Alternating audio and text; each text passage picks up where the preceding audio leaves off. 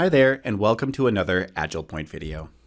This time, we're discussing ARIA, AgilePoint's large language model for expert assistance on the platform.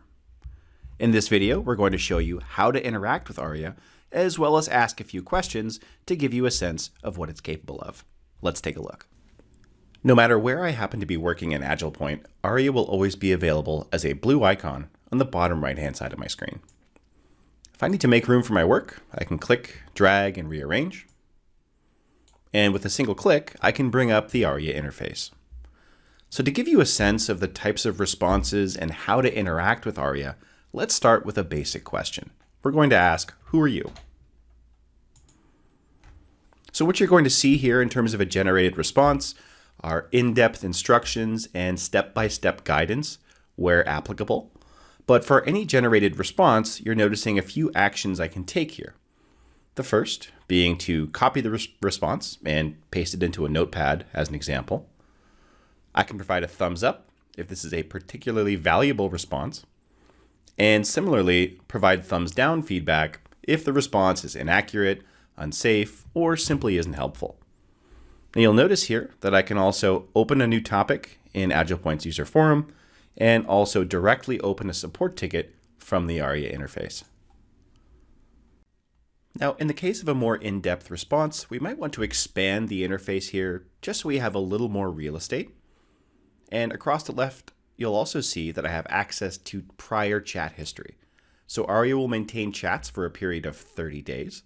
And here I can delete as well as manage and maintain any prior interactions.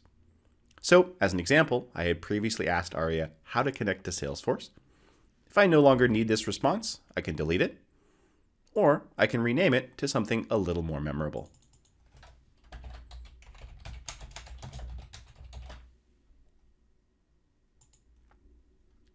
From chat history, I can open up a new prompt where we're going to ask ARIA a product-related question. So being a new AgilePoint application developer, I may want to learn how to connect to my CRM system.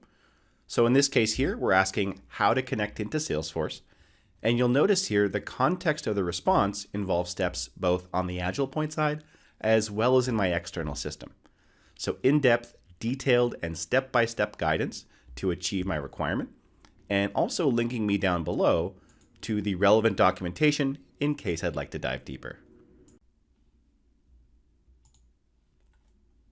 What you'll see here is that even in refreshing the page, ARIA is going to maintain all of the context. So if I bring up my interface, again, we're going to see all of the prior chats. So as a next step, let's ask ARIA how to configure a process activity. In my case, I'd like to learn how to read rows from a Google Sheet. So again, in-depth, step-by-step instructions, linking me to the relevant documentation. But as a next step, let's ramp up the difficulty and ask ARIA a coding question. So next, we're going to ask how to read a form field's value and set it to another field. So what ARIA is going to do here is first point us to the native JavaScript helper methods that are included in the platform, as well as generating a coding snippet that I can copy and use directly in the eForm designer. Next, how about a question for all of the DBAs out there? Can you write a query to select all sub-process instances of a process instance by that process instance ID?